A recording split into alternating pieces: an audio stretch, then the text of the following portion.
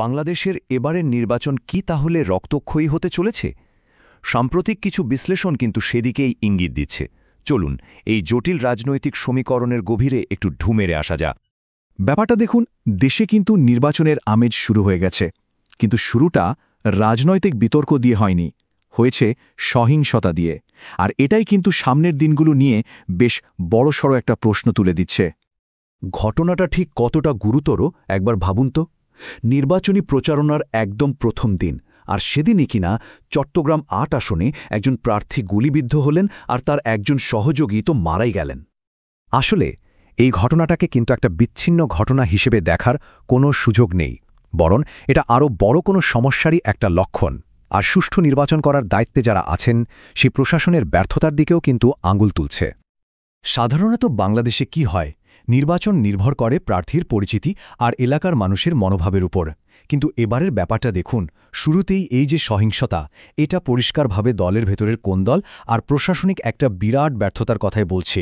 মানে বোঝাই যাচ্ছে যে নির্বাচনী সহিংসতা এখন আর শুধু আইনশৃঙ্খলা পরিস্থিতি নয়, এটা রাজনৈতিক দলগুলোর ভেতরের সমস্যা আর প্রশাসনিক দুর্বলতারই একটা প্রতিচ্ছবি হয়ে দাঁড়িয়েছে। এই উত্তেজনার আগুনে ঘি ঢালছে জুলাই সনদ নামের একটা বিতর্কিত দলিল। কেউ কেউ এটাকে দেশের ভবিষ্যতের রূপরেখা হিসাবে তুলে ধরার চেষ্টা করলেও এখন রাজনৈতিক মহলে এটাকে একটা বিষ ফোড়ার সাথেই তুলনা করা হচ্ছে। রাজনৈতিক বিশ্লেষকরা তো সরাসরি এই সনদের বৈধতা আর উদ্দেশ্য নিয়ে প্রশ্ন তুলেছেন। তাদের মতে এটা আসলে একটা ভুয়া জিনিস, একটা অপ্রয়োজনীয় আর কৃত্রিম বিতর্ক তৈরির চেষ্টা ছাড়া আর কিছুই না। আর অবস্থাটা এমন দাঁড়িয়েছে যে আব্বা তো সন্তানকে এতিম রেখে চলে গেছে, মানে এই সনদের যিনি মূল কারিগর তিনি এখন দেশের বাইরে। ফলে দলিলটা এখন রাজনীতিকভাবে পুরোপুরি এতিম, আর এর ভবিষ্যৎ তো রীতিমতো বিশৃঙ্খলার মধ্যে। সুতরাং আসল প্যাচটা কিন্তু অন্য জায়গায়। অভিযোগটা হলো এই সনদের প্রণেতা নাকি মার্কিন সরকারের বেতন নিতেন। যদি তাই হয় তাহলে তো এখানে একটা বড় ধরনের স্বার্থের সংঘাতের প্রশ্ন চলে আসে, তাই না? প্রশ্ন ওঠে, দেশের সংবিধানের ক্ষতি করার কোনো উদ্দেশ্য এর পেছনে ছিল কিনা। তো একদিকে এই রাজনৈতিক বিতর্ক, আর তার পাশাপাশি এখন গণতন্ত্র আর আমাদের স্থানীয় নেতৃত্বের মান নিয়েও কিন্তু বেশ জোরালো প্রশ্ন উঠতে শুরু করেছে। ঢাকার স্থানীয় নেতৃত্বের দিকে একবার তাকালে পার্থক্যটা কিন্তু বেশ চোখে পড়ার মতো। একদিকে আমাদের এখানে পারিবারিক পরিচয়ের একটা বড় ভূমিকা দেখা যায়, অন্যদিকে বিশ্বের বড় বড় শহরগুলোর দিকে তাকান। নিউ ইয়র্কের মেয়র ভারতীয় আফ্রিকান বংশোদ্ভূত, লন্ডনের সাবেক মেয়র পাকিস্তানি বংশোদ্ভূত, এমনকি ব্রিটেনের প্রধানমন্ত্রী বা আমেরিকার ভাইস প্রেসিডেন্টও ভারতীয় বংশোদ্ভূত। এই তুলনাটা কি আমাদের নেতৃত্বের সংকটকেই চোখে আঙুল দিয়ে দেখিয়ে দিচ্ছে না? এর ঠিক উল্টো একটা মডেল হিসেবে অস্ট্রেলিয়ার নির্বাচনী ব্যবস্থার কথা ভাবা যেতে পারে। ওখানে কিন্তু ভোটারদেরকে ব্যালেটে থাকা সব প্রার্থীকেই ১, ২, ৩ এভাবে র্যাঙ্ক করতে হয়। এর ফলে ভোটারের পছন্দের একটা অনেক পরিষ্কার আর পূর্ণাঙ্গ চিত্র পাওয়া যায়।